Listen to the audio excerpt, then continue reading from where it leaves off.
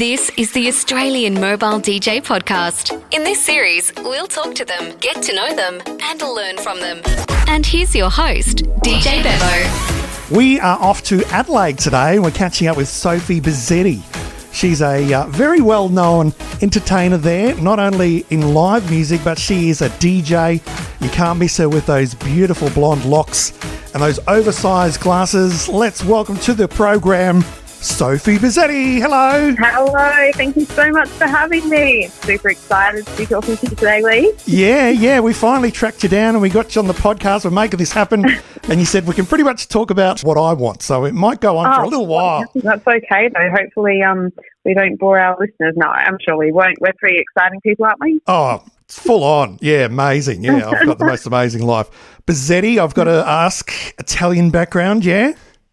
Yeah, certainly. Yeah, my family are from a little place called Trieste, which is up the north of Italy, about 2 hours from Venice. Your entertainment background, you've obviously got a live music history, singing and playing guitar. Where did that start? Yeah, so basically the story goes, and it is a long story, so I'll try and be as brief as I can, but I started doing music when I was about 5 years of age, and I was a classical pianist. To quite a high level until the age of about 13. So I got up to grade 8 A&B classical by the age of 13, and I worked super hard. Had very, I suppose, strict parents who would make me practice lots. You know how that goes. And when I became a teenager and went to high school, I decided, I don't think I want to play piano anymore. I want to perform. And so then that's when I started singing and playing guitar, and eventually I went, doing lots of pubs and things like that, and weddings and whatnot with guitar and live performance, I suppose you'd call it. And I went, I think I want to start DJing now. So then I started DJing, and that brings me to where I am today. Did you find there was a need, DJ being, the live music aspect during the early part of reception, and then people just want to party and boogie, so they want to have the beats later on? Is that the demand that you saw in the market? Yeah, a very niche market when I decided to go into DJing, in that there wasn't many live performers who were trained in both fields. And I still don't believe that there are many performers who are trained in both fields, both live and acoustic. So I think that there was a need to be filled, and particularly, I suppose, as I'm sure we'll talk about, being a female in this industry as well is also a bit of a niche in itself. And I suppose I kind of wanted to represent women not only in the live acoustic scene, but also, as a DJ, and lead the way for those girlies who wanted to do that. Being a singer as well, do you find yourself sometimes actually singing over the songs that you're playing as a DJ, or do you keep them quite separate? You know what? Sometimes I do. It's always difficult to do that unless you are sort of doing like a showcase. So I actually headlined for a little future music offshoot festival called Sidechain at the Lotus Lounge, which is a sort of like a bar in Adelaide, a cocktail bar in Adelaide. Very, very cool vibes. Love it there. And I was the headline act there in 2017 now.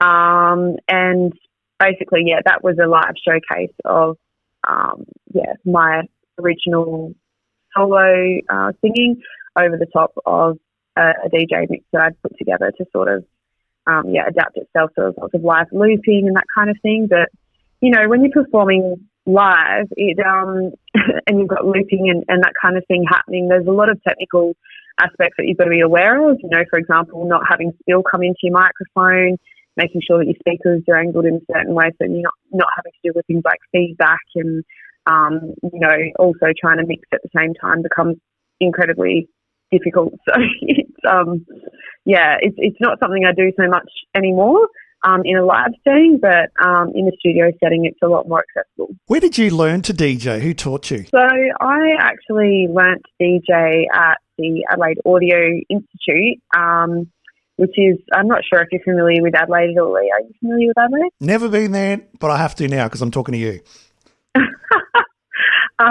Well, Big Blue building, basically. And my DJ teacher, his name is Simon Batch, or my mentor, I should say, Simon Batch.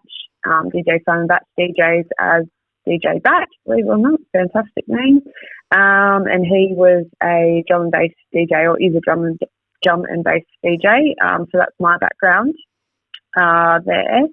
And yeah, I learned to do that, and then from there, I suppose, kind of branched out and ended up making friends in that scene and in the techno scene as well. And then before you know it, it's you're learning from your mates just as much as you're learning from your mentors, and become friends with your mentors. And it's just a really nice community to be involved in. So that's basically where I learned to DJ. And I think it's always important to continue to hone your craft no matter what it is. So, my friends and I will have mix-ups and that kind of thing. We'll learn things from each other and have a play around with new equipment or new, functions on controllers. Or if someone gets a new controller, it's always a bit exciting. We always have a bit of a play on that. What do you think makes a good DJ? Okay.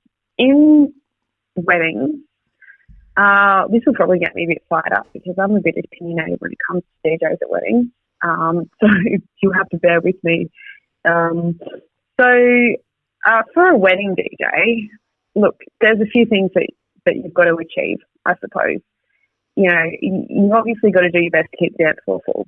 So having music that people know and love, really important. But just playing music through speakers, even if you've got a controller, isn't DJing. I don't see that as DJing. DJing is when you're mixing in and out, you're beat matching, and then you're cutting things in and out. Or that's my interpretation of DJing anyway. And I see a lot of suppliers, or have crossed over with a lot of suppliers where I've been providing acoustic and not the DJing side of it. And some people tend to fade mix, or what they call fade mix. And I presume that everyone on the podcast is going to know what fade mixing is. Basically, I think if you're going to be charging a premium price for that kind of service, because there is a lot of pressure that comes along with DJing at a wedding, if you are going to be charging that kind of price, I think that the client should be getting a premium service as well. So that would mean beat matching, selecting songs, doing nice little wind backs and that kind of thing to make your set more interesting. Some looping is always a good idea. But yeah, the difference between a DJ and a selector, I suppose, super important to know at a wedding. When to be mixing and when not to be mixing. How to structure your set, structuring it in BPM, always a good idea unless you're good at genre jumping and going backwards and forwards. So yeah, I mean it's a crazy. The wedding industry, super crazy, and people don't really know what they're looking for, and that's something that is concerning to me. I always try and educate my clients. If someone comes to me and says, "Oh, we want a DJ," we were going to have a Spotify playlist, but now we think that we want a DJ. I will sit there and make sure that they understand the difference between Spotify and, for example, something like I do, because it's important to me that they're aware of what they're purchasing. What is it that you love about the job? Oh, everything. Well, maybe not everything. That's a bit of a stretch. What do I love about the job? Every single gig, I come home and I'm so hyped up. It is so much fun. I have an absolute ball. Just like seeing people's beautiful faces when they're just smiling and they're just having the best time ever. It's just absolutely priceless. Like you can't beat that feeling, or like when you've done a super, super fantastic mix and you know it, or it's something that you've been working on. And even if, for example, it's at a wedding and people don't necessarily follow everything that you're doing, if it goes unnoticed, that's almost better, because then it was seamless enough that no one kind of stopped and what happened there? You know what I mean? Yeah. So I'm always amped at, obviously if you can do a good job in your mixing and dance floors for bride and groom are happy. If this is obviously weddings, still we're talking about weddings.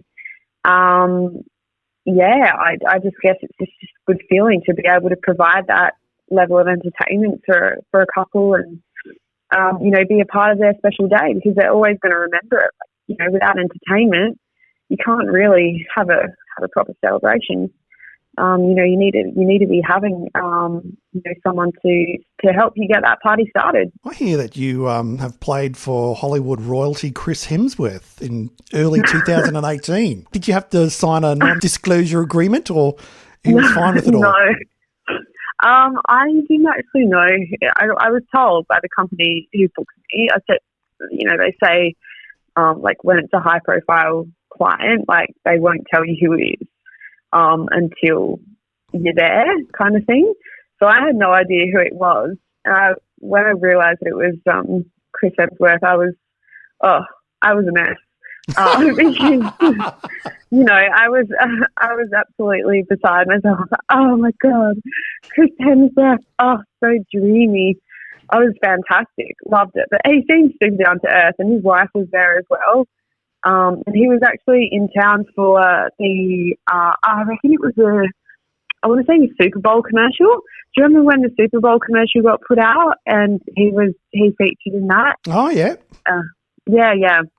So that was what that was all about. But it was just super nice. It was just really nice to be involved in that. And, at that caliber of gig, and obviously it's nice to put something on your resume like that and represent Australian. That was Australian acoustic music was the brief for that one. So it was super great.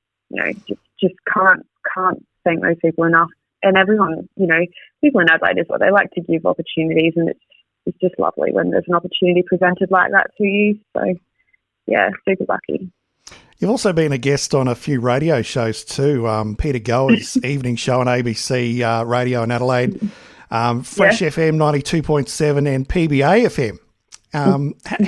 How was that?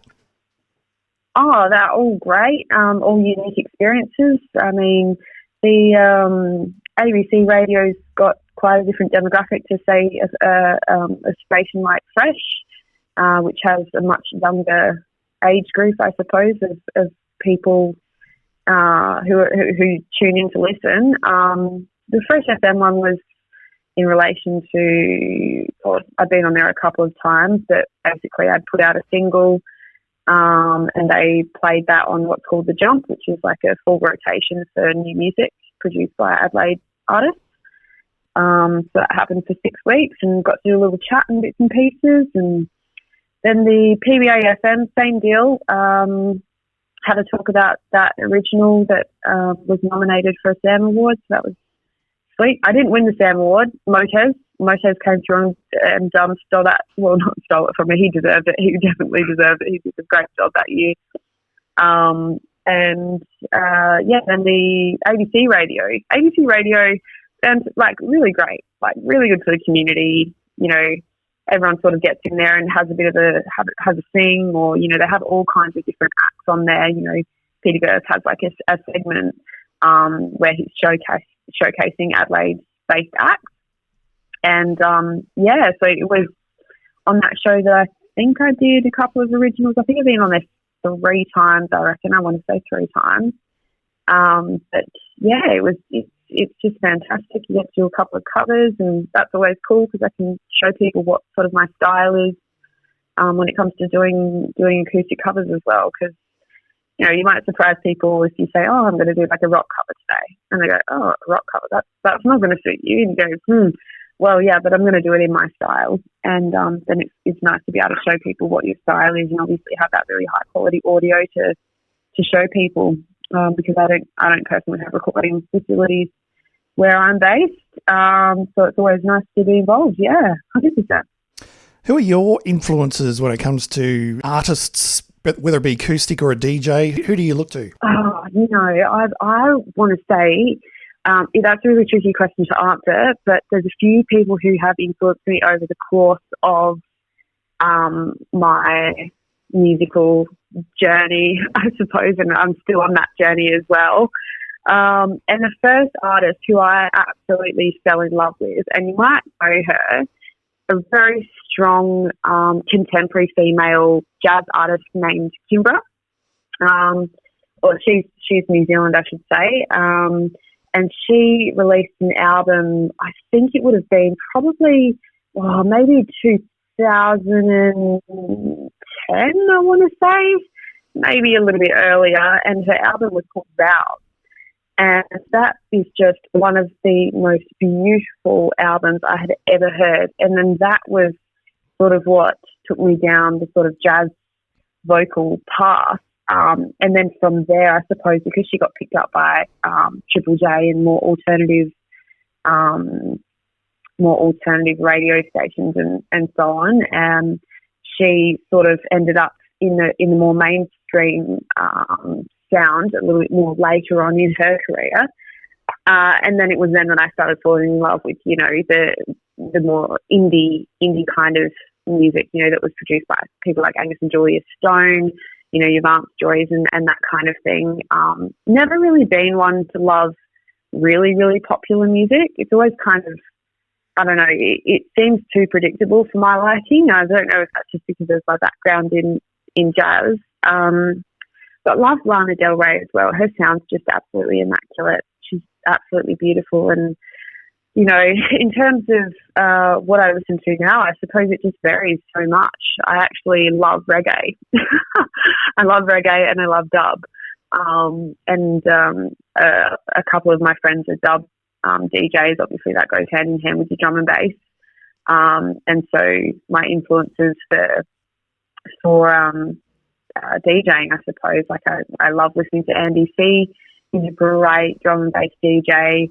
DJ Bookham, fantastic as well. And then it's like, because I started DJing later in my life, I take influence and inspiration from my friends as well, watching what they do and going, oh, hey, that's an awesome way to, mix this track in or take a track out or whatever you might be doing, or layering them over each other.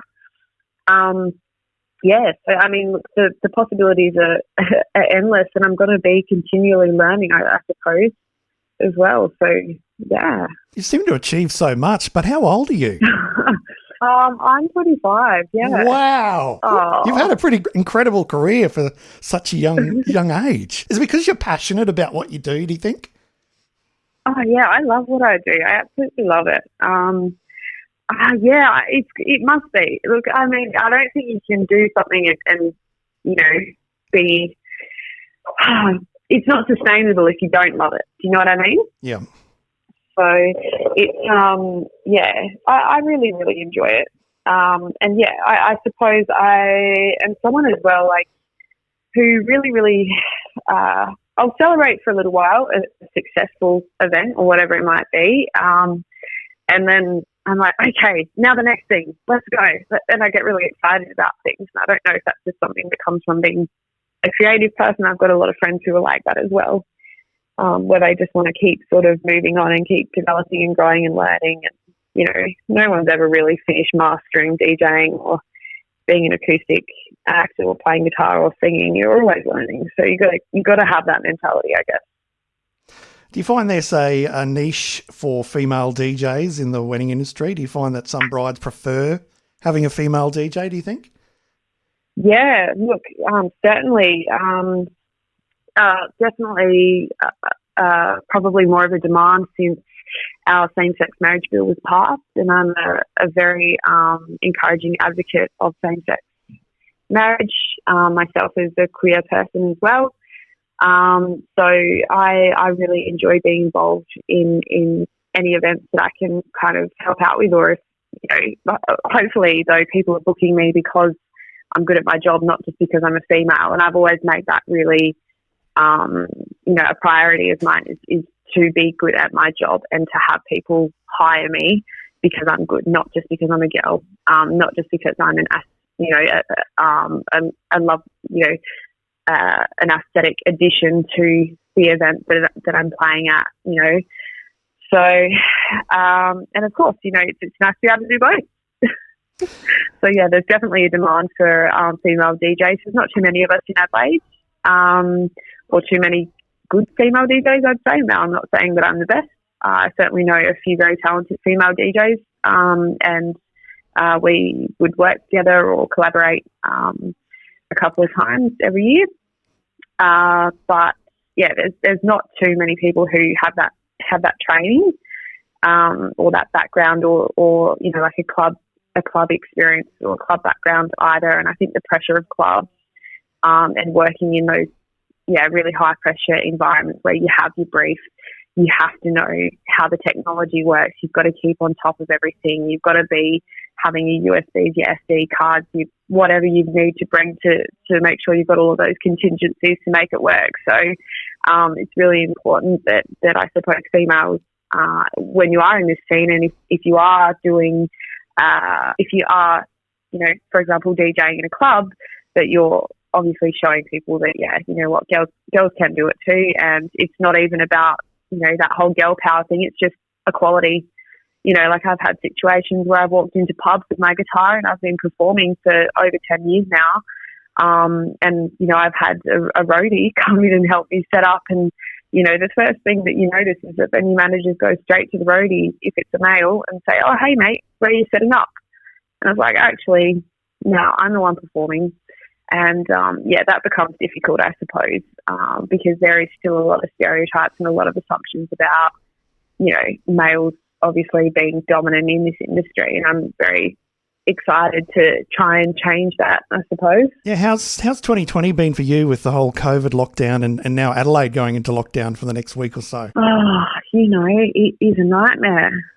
It's an absolute nightmare. I mean, at the start of the year, we didn't really know the magnitude of what was going on, and basically all of my gigs were cancelled, and all of my weddings were postponed, and I do about 70 weddings a year, so everything had been shuffled down to this end of the year. And of course now we have another wave of COVID coming through, and I think there's been 2 new cases today, I've got to say. Perhaps is there one more? I don't know. No, 2.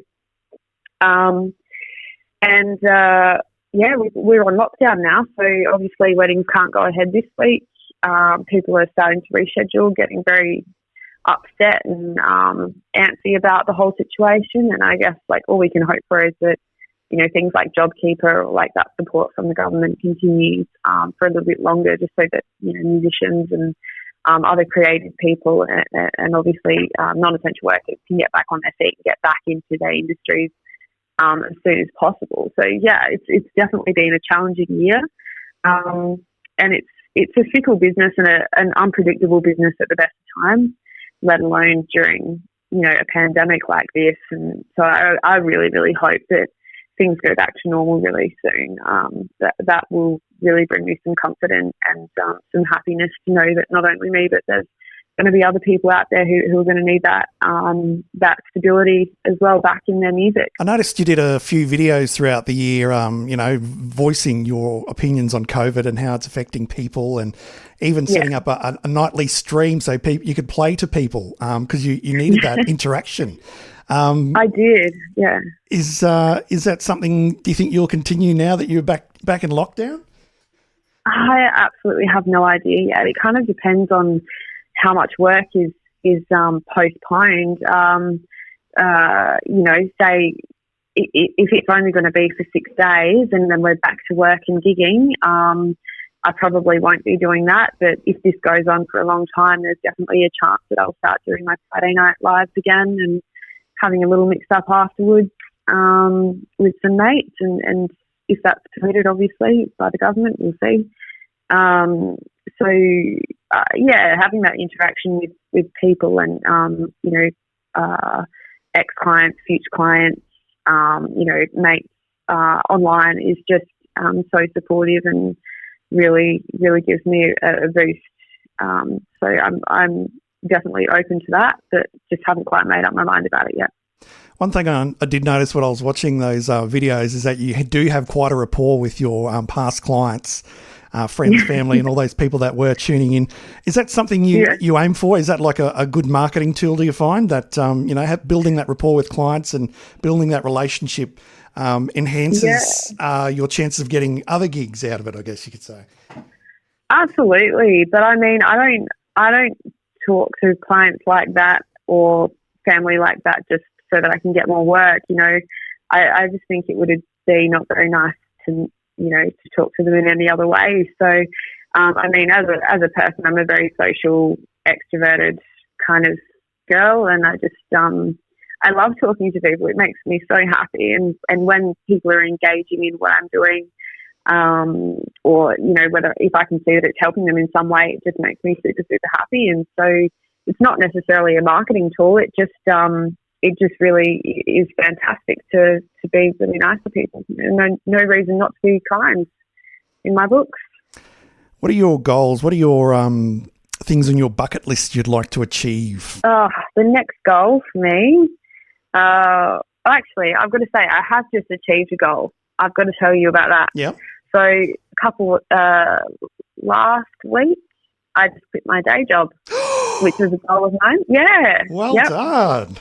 Yeah, thank you. So this is something to celebrate. I mean, look, I quit like 3 weeks ago and then gave them my 2 weeks, and now we're in this week. So that's going to allow me to focus on music, and I'm very fortunate that I've just managed to purchase a house at the start of the year, and that was part of my professional goals, I suppose, on my bucket list, so that I can have client meetings and so on at my home and set up my studio and develop this into a really nice creative space for art of whatever form I decide to do. I love painting, love drawing as well.